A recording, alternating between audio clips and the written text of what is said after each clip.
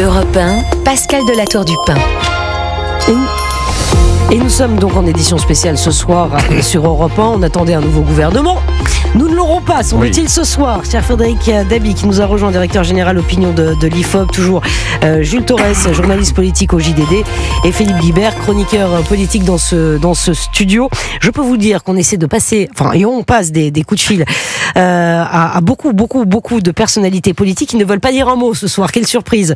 Personne ne se mouille. Donc, il y a des ajustements, ça prend du temps, pas de gouvernement, au mieux avant demain matin. Et on s'approche des fêtes de fin d'année. Dans ce contexte, Frédéric Dabi, merci d'être ici dans ce studio. Je voudrais qu'on revienne sur ce sondage. Alors, sondage IFOP pour le JDD. À propos de l'arrivée ratée de François Bayrou. Pardon, mais Philippe Guibert dit mais non, mais s'il vous plaît, Frédéric Dabi, j'ai besoin de vous. Non, mais c'est vrai que c'est.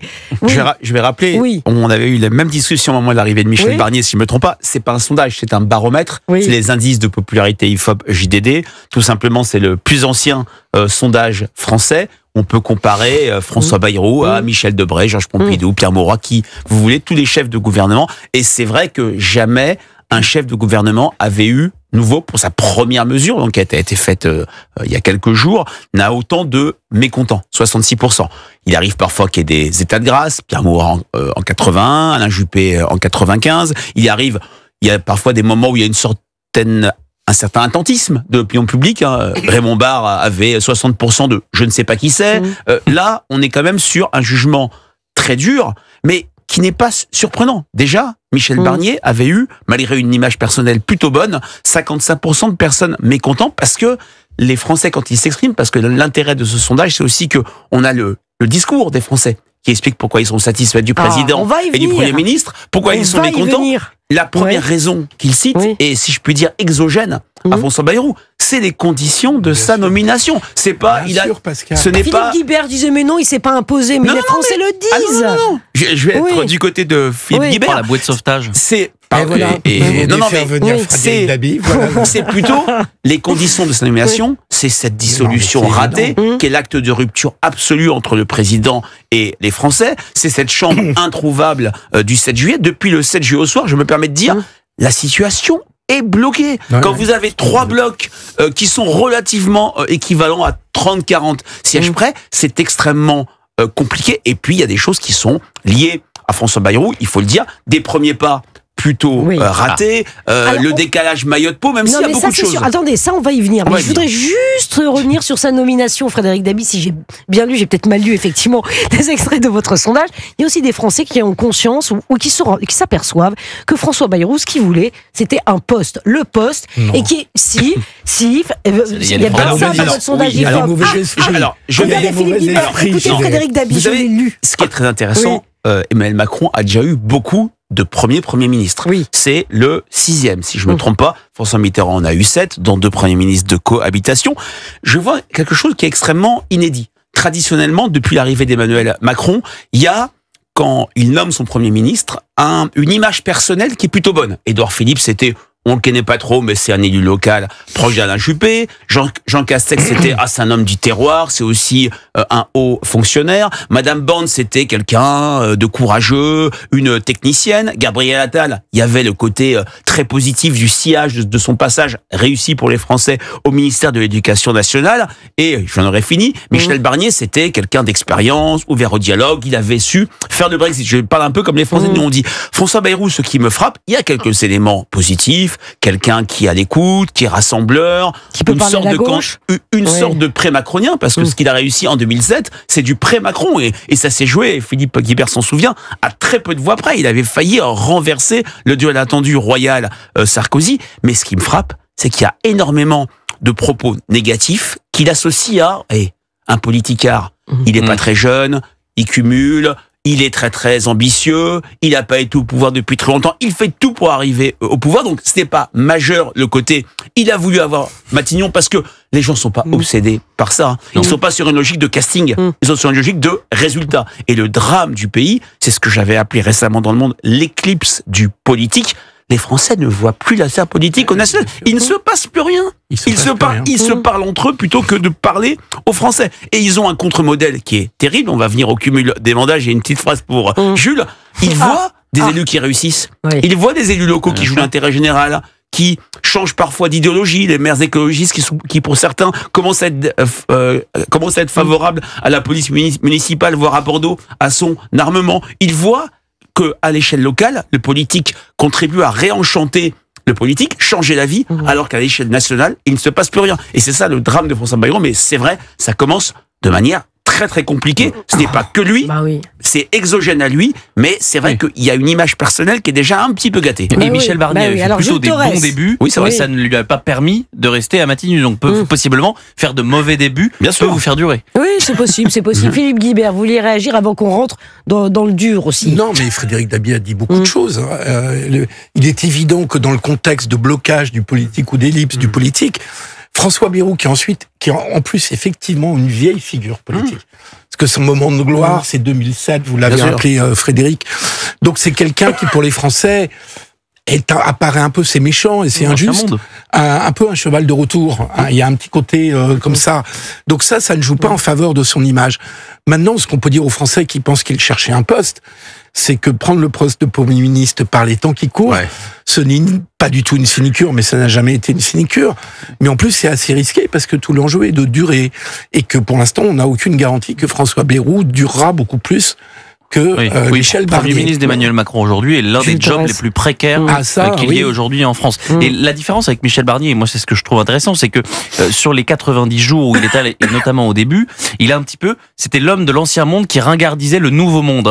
On avait cette passation de pouvoir avec Gabriel Attal, dont on se souvient. Et bien là, le problème, c'est que François Bayrou ne ringardise pas le nouveau monde, mais est plutôt l'incarnation de l'ancien monde. Et c'est visiblement ce que les Français lui reprochent. Mais Michel Barnier aussi était l'incarnation de l'ancien monde. Oui, mais il ringardisait le nouveau monde, c'est-à-dire à l'Assemblée nationale, il balançait quelques pics, notamment à Gabriel Attal, on s'en souvient, lors de la passation de pouvoir, lors de la première question au Premier ministre à l'Assemblée nationale, où il lui a dit j'arrive dans l'état du pays avec un Premier ministre qui était là et qui n'a visiblement pas fait grand-chose. Donc il y avait une sorte de ringardisation de ceux qui étaient là et de la jeune garde. Là, avec François Bayrou, on n'est pas du tout sur le même logiciel. Philippe Guibert.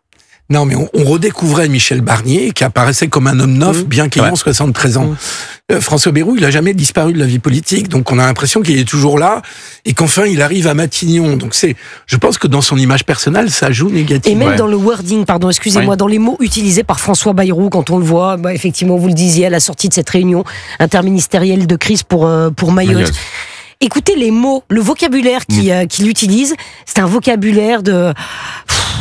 Non mais vous trouvez pas qu'il y a un peu loin des gens? Non, c'est quand même un agrégé de lettres. Je suis d'accord. Parfois, j'ai le sentiment qu'il parle pour ne rien dire. Et si c'était le cas, notamment. C'est ce qu'on dit de beaucoup politiques. Alors, si je reviens sur. Bruno Retailleau derrière, il envoyait du lourd. C'est une vraie différence. Dans ce moment d'éclipse du politique, dans ce moment d'indifférence qui peut-être se matine de colère des Français vis-à-vis de sa politique nationale, il y a un homme politique au gouvernement qui se distingue, c'est Bruno Retailleau. Dans le baromètre IFOP fiducial pour Paris Match, il a gagné une quinzaine de points depuis sa nomination, alors qu'il était peu connu. Il imprimait peu. Ce qui est intéressant sur ce qu'a dit Jules, c'est vrai que Michel Barnier a une image personnelle très bonne, qui est restée pendant ces 3 mois. Par contre, ce qui lui a coûté du point de vue de l'opinion publique, c'est que très vite, la principale grille de lecture qui s'est imposée sur lui, c'est l'inaction.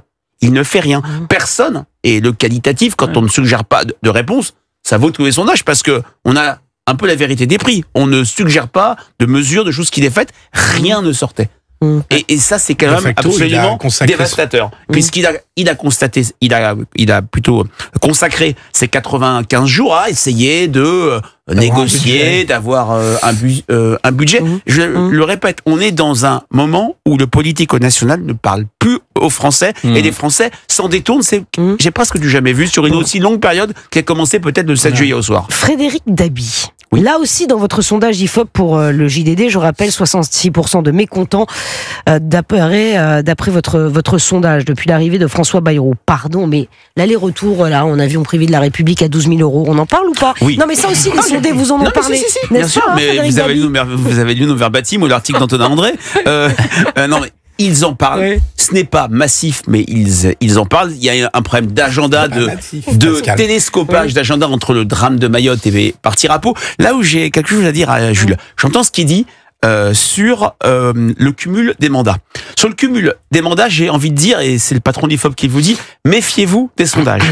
puisque il y a des sondages, et j'en ai fait un il y a très peu de temps pour le groupe centriste du Sénat, qui montrent que 2/3 des Français sont défavorables au retour du cumul des mandats, parce qu'il y a cet imaginaire des élus qui vont cumuler des indemnités, alors que je dis à votre micro, ils sont dans l'ensemble très mal payés pour le travail qu'ils font. Donc sur le plan des principes, effectivement, on n'est pas sur les 85% des années 2012, mais on est sur 2/3, 1/3. Par contre, s'agissant des pratiques, quand dans une ville dans laquelle je travaille, et ça arrive souvent, le maire me dit, on pourrait poser la question suivante, votre maire, monsieur X, était par le passé député maire ou sénateur maire. Est-ce que c'était une bonne chose pour votre ville, pour son développement, pour la défense de ses intérêts? Bien sûr, 3/4 des Français sur place disent oui. Donc il y a il y a un vrai décalage entre le principe qui, effectivement, cet imaginaire, un ministre doit être à 100% dans ses fonctions, et localement, parce que ce que nous vivons depuis 2017 et qui est amplifié par la fin du cumul des mandats, c'est une étanchéité absolue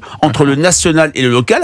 Il y a peut-être l'idée que, voilà, du cumul, ça permettrait de briser cette étanchéité. Bon, à propos justement de ces couacs, on va appeler ça ces couacs, de premier pas de François Bayrou, Arthur Delaborde, journaliste politique à Europe 1, ça aussi, ça a été souligné. Il y a eu qu'est-ce qu'il y a eu d'autre? Effectivement, l'intervention après la réunion de crise interministérielle, le vol aller-retour, quoi d'autre? Son intervention à l'Assemblée sur Mayotte, où il explique que pour nommer un gouvernement, il faut que le Premier ministre et le Président, qu'il est d'usage que le Premier ministre et le Président restent sur le territoire national. Or, Mayotte fait partie évidemment du territoire national. C'est vrai que d'un point de vue extérieur, ses débuts apparaissent quand même quelque peu ratés. Il y a des maladresses, même dans son expression. Il ne rassure pas vraiment sur le contenu du projet politique, mais on en revient toujours à l'équation qu'il a en face de lui, qui est très complexe à résoudre. Il n'y a pas de majorité à l'Assemblée, il n'y a aucun consensus. On voit que toutes les discussions qui ont été menées n'ont mené absolument à rien, en tout cas pour éviter une éventuelle censure. On se retrouve avec un socle qui va soutenir François Bayrou, qui est peu ou prou le même que celui qui soutenait Michel Barnier, donc avec Marine Le Pen qui, encore une fois, va décider quand elle le voudra d'appuyer ou non sur le bouton de vie ou de mort. Donc voilà, c'est vrai qu'en plus François Bayrou, il a une autre difficulté, puisqu'il doit à la fois rassembler tout l'échiquier politique, mais il doit aussi rassembler son propre camp. On va voir dans la composition du gouvernement qu'il va dévoiler s'il a attiré un certain nombre de poids lourds, mais là encore ça paraît compliqué avec l'échéance 2027 toujours en ligne de mire. Commentaire il y a quelques instants d'Éric Ciotti sur X. Le ridicule continue, je lis ces mots. À 48 heures du réveillon de Noël, le gouvernement macroniste de François Bayrou n'a toujours aucun ministre. Cette farce funeste est hélas amenée à se reproduire dans la prison du en même temps, dit-il, et de l'impossible alliance de la gauche, du centre et de la droite absorbée par le macronisme. Moi, je veux bien, Éric Ciotti est en bonne position pour critiquer cette bonne guerre. J'ai pas bien compris sa proposition pour trouver une solution à la situation de blocage parlementaire, mais il en a sûrement, il nous la dira une prochaine fois. Pour revenir à François Bayrou... Je vous sens très taquin. Très taquin, Philippe Guibert. Si vous voulez, il a décidé de participer à aucun gouvernement, donc il peut dire effectivement... on lui a jamais proposé non plus. Oui, mais enfin, qui va lui proposer à Éric Ciotti? Donc on peut pas lui en vouloir de ne pas vouloir participer à un organisme parlementaire ni à un gouvernement, alors qu'on a exclu depuis le début le Rassemblement national et la France Insoumise. Alternative. Qu'est-ce que serait l'alternative que proposerait Éric Ciotti? C'est de faire entrer... Non mais d'accord, pas tous en même temps. Si quelqu'un qui est dans l'opposition n'a pas le droit de critiquer le pouvoir parce qu'il est dans l'opposition, et donc qu'est-ce qu'il propose? Est-ce qu'il propose que le RN et lui-même rentrent dans une majorité? À ce moment-là, qu'ils le disent explicitement. La cote de popularité de monsieur Bayrou, il faut dire Bayrou. Pour en revenir, je sais pas si Frédéric Dabi sera d'accord, elle sera regardée au moment où il présentera son projet de budget. Les impôts, les dépenses qui sont éventuellement réduites, et à ce moment-là, on reparlera de la cote de popularité de François Bayrou. Oui, parce qu'en plus, dans les éléments positifs, il y a le souvenir que c'est un des premiers hommes politiques, campagne présidentielle de 2007, qui a été vraiment son moment. Alors, tout le monde a en souvenir la gifle de 2002, mais c'est très anecdotique. C'est en 2007 qu'il impose la thématique de la dette et... l'avenir lui donne raison, parce qu'après il y a la crise financière de 2008. Il y a cette idée qu'il peut arriver à rassembler les bons esprits, les bonnes solutions à droite comme à gauche, mais il y a aussi un avatar. Il apparaît comme centriste, et pour les Français maintenant, centriste ça veut dire mou, et ça veut dire je ne fais rien. N'oublions pas qu'il a quitté le gouvernement, je mets de côté la parenthèse de 2017, en 1997, ça fait presque 30 ans. Vous restez avec nous, Frédéric Dabigne. C'est un plaisir aussi de vous avoir dans ce studio, directeur général opinion de l'IFOP. Mathieu Vallée, porte-parole du Rassemblement national, député européen, est avec nous dans quelques instants. On va le faire réagir justement à cette situation de blocage ce soir. À tout de suite sur Europe 1.